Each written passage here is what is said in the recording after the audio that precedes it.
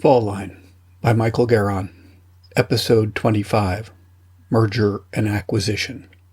I want to go back a moment to Togo because it's relevant to moving forward. When I was a volunteer there, I went to a parade in the capital. All of the provincial governors, called chefs-seers, rode in an open motorcade. I noticed that each of the men wore a unique but very similar headgear. The ornate masks consisted of two carved wooden faces worn atop the governor's own heads. Each was original, some adorned with feathers, others with animal bones.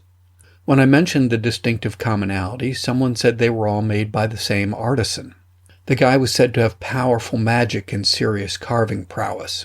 The person who told me this also knew the village the artisan came from. It was a town I'd heard of on the border with Benin. I realized I'd be passing within an hour of that village as I returned home. I decided to make a detour to see if I could find this guy. Sure enough, entering his village, he was quickly pointed out. He had a few carvings scattered about his shop, and he agreed to sell me one. It was a primitive, rough-hewn figure of a man pounding on a drum. We talked for a bit over a pot of local beer, and I got around to asking about his masks. I steered the conversation to the headgear I'd seen the chef-seers wearing and asked if he might make me one. He hesitated, then changed the subject. I felt awkward enough that I decided not to bring it up again.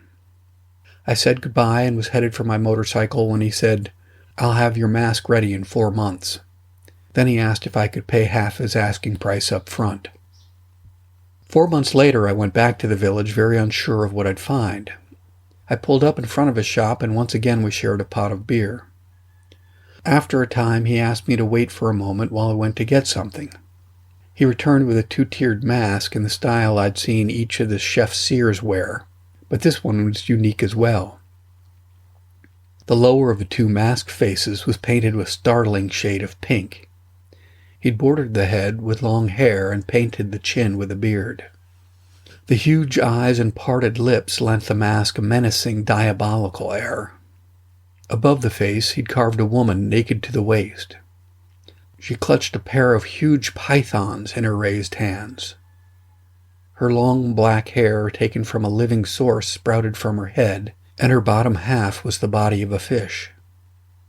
I recognized her as the mermaid goddess Mami Wata, worshipped by a local cargo cult.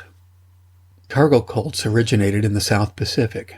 Anthropologists noticed some islanders adopt a reconstruction of European behavior they'd seen. In one example, islanders cleared land in the form of airplane runways. They even lined them with fire pots to guide the airplanes in, as they'd seen the Europeans do. They expected that completing this ritual would cause treasure-filled planes to appear, just as it had for the Europeans. The Togolese Mamiwata cult had a similar origin, except the planes were sailing ships. Mamiwata arrived on sailors' tattooed arms and the carvings on ships' prows. "The mask represents the true you," the carver said. "When you wear it, you have 3 heads. On the bottom is your own living head.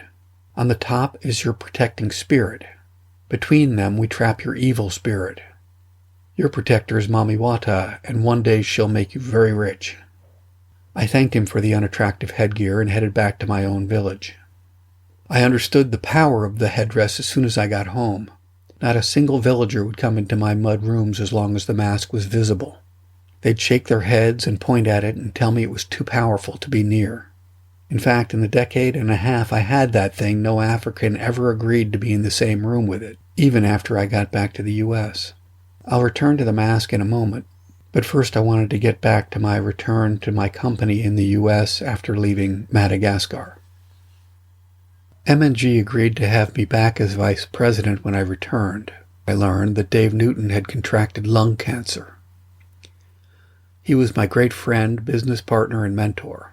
It was very difficult to hear of his condition, particularly in terms of survival rates. The 5-year survival rate for stage 1 lung cancer patients is only 45%. For those diagnosed as stage 4, only 1% will still be drawing breath 5 years hence. Soon after my return, I gathered my team leads. In a real Asperger's moment, I announced that we needed to envision a future without Dave. This pronouncement struck my team as insensitive, reprehensible, and cruel. I admit their sentiment caught me by surprise, but it didn't stop me taking my pronouncement beyond my team. I took to saying that while Jim and I provided the brawn for client delivery, Dave and Amy were the brain and heart. I lumped them together because they were inseparable. They had lived, loved, worked, and played together from the start. And now that Dave was sick and Amy was caring for him, neither one was very much around.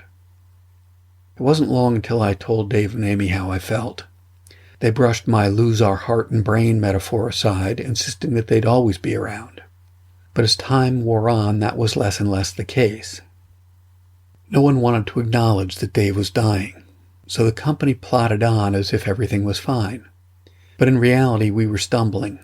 Meetings ended without decisions, often with the words, "We need to bring this one to Dave and Amy." I pushed the line that we needed to play the hand we were dealt and make decisions where we could. But I suffered from a hard-earned reputation for being a jerk. Few colleagues were inclined to take my lead on taking charge, so the corporate lethargy ground on. Then I took badgering Dave to a whole new level. "We've got 3 choices as I see it," I said repeatedly. 1, you can get better and the 2 of you can resume your director's roles. 2, we can recruit some senior talent to replace your hearts and heads. Or 3, we sell the company. 1 isn't going to happen, so that leaves 2 or 3. Over a several months period, I sensed I was wearing them down. One day, after I'd been back about a year, Dave came in and said, "Amy and I have decided we should sell the company." The pronouncement was particularly notable because Dave tended not to speak like this. He was too inclusive to use a phrase like, "Amy and I have decided." They both worked hard to ensure our decisions were consensus-based. His blunt talk of selling took the air out of the room. Even I, who'd been pushing for this, felt myself gasping for breath. It was okay for me to say Dave was dying, but for him to allude to it, that was simply not allowed. He was a fighter, I reminded him. He didn't even know how to quit, but he told me this time I was wrong. He'd made peace with his limited future and wanted to ensure that he used his remaining energy to do what was best for the company. Once Dave made his mind up, there was no changing it. He poured himself into finding us a buyer. He analyzed our competitive landscape and figured out who had the most to gain by acquiring us. Then he set about wooing the top 3 candidates. He didn't tell them we were selling. Rather, he seeded them with reasons why buying a company like ours would be good for them. It didn't take long for the seeds to sprout. A rule of thumb is that professional services firms are worth half their full year's revenue. So with $40 million in expected revenues in 2010, we pegged our worth at $20 million. One of our prospective buyers was SRA International. They were a 7,000-employee company with $1.5 billion in annual revenue. We knew and liked them and had a shared history. When we formed the company, they'd helped us out by lending us office space. They wouldn't even take our offered rent payment 2 months later when we moved out. Side note, in 2015, Computer Sciences Corporation, CSC, bought SRA. Combined, the newly named CSRA had revenues of $5.5 billion and 20,000 employees. Giving the plot away, this number included 400 professionals from our staff. I had developed a quick no, slow yes adage about business. It said losses came as fast as a gut punch, but wins trickled in. Winning was more like maybe moving to probably. They came in so slowly you were never sure when they actually arrived. To my surprise, Dave got SRA to quickly bite. He landed the deal within a couple of months. But then my adage kicked in. The deal was more like a string of caveats. We'll buy you for $10 million, but we'll give you up to another $10 million if you reach this impossible level of new sales. And you do it every year for the next 3 years, without losing any key personnel, while transforming yourself to look exactly like us, without losing your identity because that's your brand. In the end, Dave delivered on every aspect of every stipulation and we walked out with 20 mil. When my first of several large checks came in, my first ever for over $1 million, I felt like crying. The first check wasn't quite TFI, total financial independence, I'd been striving for, but the trickled yes had begun. Over the course of the next 18 months, the money kept coming in. It eventually got to the amount I'd arbitrarily pegged as TFI. 15 years after taking the gamble of starting the company, We'd all won a major hand. We'd each walked out with a couple of million, except for Dave. He was once again proven right in trusting his gambler's instincts. His initial $75K investment netted him double our average take. SRA was determined to show that our acquisition had come with opportunities. To demonstrate, they pulled me out of our group and dropped me into their newly conceived proposal tank. I wasn't too thrilled about it, as it took me out of my comfort zone and put me in a marketing role. But the proposal they had me working on was a $350 million contract to support all of USAID's software and systems need. They brought me on knowing I'd worked on USAID systems in the field. I'd also followed AID's IT operations with interest for several years. In fact, I'd read 5 years earlier about CSC's winning this very contract. I remembered wondering at the time what kind of person ended up running such a significant systems job. I even thought it might be something I'd like to do, but I couldn't imagine how it could ever come about. While a job of this size was definitely punching above our weight class, SRA seemed to have a good handle on the work, and they put an excellent senior guy in to run the bid. After grilling me for a while, he added me as his lead for software development and support. We slogged through a grueling round of proposal reviews and panel interviews. Then, to my surprise, USAID awarded us the contract. So I ended up running the very contract I was dreaming about. It was tough going from the start, but I was eventually able to make it all work.